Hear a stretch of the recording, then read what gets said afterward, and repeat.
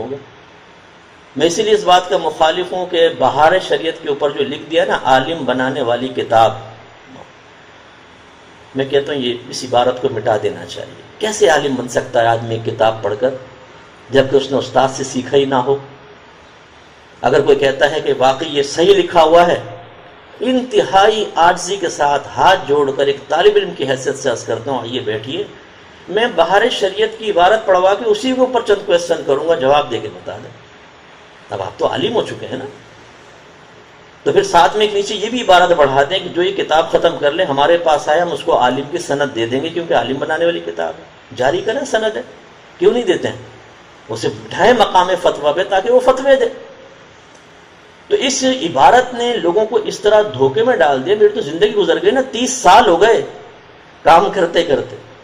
ایسے ایسے دیکھیں جنہوں نے بہار شریعت کی کچھ مسائل یاد کر کے علماء کو چیلنج کرنا شروع کر دیا، ہمیں تو سب مسئلے آتے ہیں، یہ دیکھو یہ لکھا یہ لکھا۔ ارے بھائی بہار شریعت ایک بہترین کتاب ہے، اس میں مفتہ بھی اقوال ہیں، لیکن بہت سارے اقوال ایسے ہیں جو تغیر زمانہ کے اعتبار سے تبدیلی کا تقاضا کر رہے ہیں۔ آپ بعینی ہی سنا دیں گے مارے جائیں گے۔ ایک مثال دے دیتا ہوں، بہار شریعت میں مفسدات نماز میں لکھا ہوا ہے کسی نے ایک رکن میں 3 دفعہ ہاتھ اٹھایا اس کی نماز فاسد ہو جائے گی۔ یا آپ اگر نہیں پڑھا تو پڑھ دیجیے گا نا، 3 دفعہ ہاتھ اٹھایا، ایک رکن کا مطلب ایک فرض میں، مثلا قیام ایک رکن۔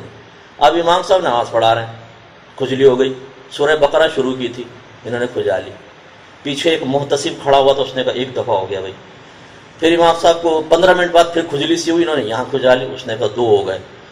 امام صاحب نے جیسے ہی ہاتھ اٹھایا شور مچا دیا، ٹوٹ گئی نماز، ٹوٹ گئی، ختم سب توڑ دو۔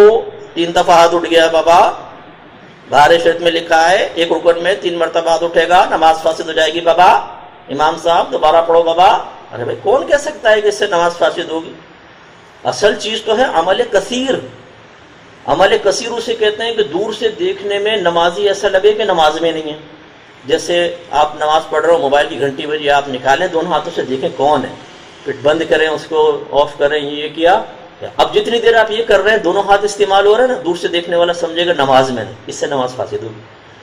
لیکن اگر یہ نماز پڑھ رہے ہیں بالکل احتیاط سے یہ کھجایا، پھر 10 منٹ بعد یہ کھجایا، پھر 15 منٹ بعد یہ کھجایا، آپ کو لگا کہ یہ نماز سے باہر ہے؟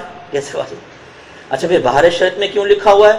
وہ انہوں نے اپنے زمانے کے اعتبار سے، انہوں نے بھی صاحب بہار شریعت نے اکابرین کا قول لکھا ہے نا، وہ پہلے زمانے کے اعتبار سے لوگ بڑے خوش و خضوع سے نمازیں پڑھتے تھے، تو انہوں نے کہا ابھی ایک لمٹ قائم کر دو کہ 3 دفعہ ہاتھ اٹھاؤ گے نماز فاسد ہو جائے گی، تاکہ نماز پڑھنے والے کے دل میں خوف رہے کہ 3 دفعہ ہاتھ اٹھے گا نماز فاسد ہوگی، بالکل خوش و خضوع سے پڑھے گا۔